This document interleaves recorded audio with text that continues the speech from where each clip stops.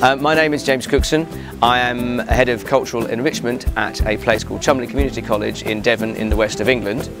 I'm here at the moment on the 4th cultural exchange visit which I bring students to Uganda from the West Country. Mostly, but not entirely, sharing our culture at grassroots level through music, through sport, and just making friends and getting to know ordinary Ugandans so that we find out what the real Africa is like. For my students, it's mostly changing their world perspective, changing their understanding, their global perspective, I believe the term is, to have a better understanding of their place as global citizens, to understand a bit more about what Africa is like, not from what's portrayed on news media or film, by just making friends directly with ordinary Africans, not the politicians, not the celebrities, so that they can take something away from that. I firmly believe that we in the West or the North have an awful lot more to learn from Africa than Africa has to learn from us, and specifically Uganda, because personally this is my 8th visit to Uganda and I love the country. We don't come here to say, hey, we're the great white man, issuing vouchers with pictures of a queen or so on. We're here, that happens because of the way that our friends at Msafiri are set up, so that they are employing local people. There's no big company in Europe raking off a big percentage, so we know that our money is spent wisely and goes direct to ordinary working people, not as a charity but just as a proper business.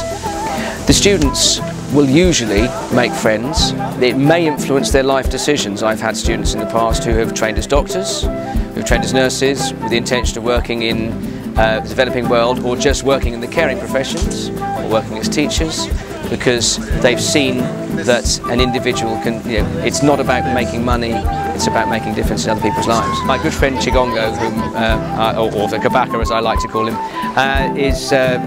we've been friends for about 15 years. And he first came to work as a Christian youth worker at my school in Devon. So we very soon hooked, we became friends very quickly. And I would give him lifts to school. Very often I would wait a long time to give him lifts to school, because African time is not the same in Devon sometimes. And because of our friendship, when he returned to Uganda, we planned our first trip. We'd already started together a Ugandan drumming group, which is still running 15 years later. So we thought we would come out and visit, and that was in 2002.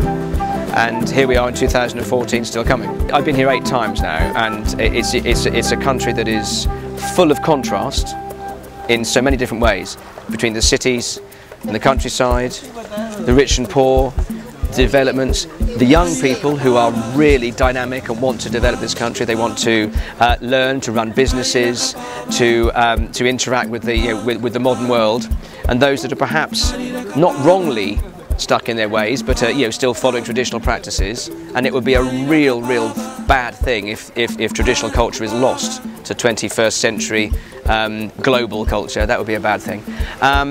So it's a beautiful country. I mean, I know we all know Churchill's described it as the Pearl of Africa, but I've seen my own worldview when I first came was certainly changed as a result of those experiences. It's a friendly culture. It's a country where as soon as you say, hello, how are you? My name is James, you get a warm smile and a friend is made instantly. So I think that the people are very much like that. I suspect that's the same the world over.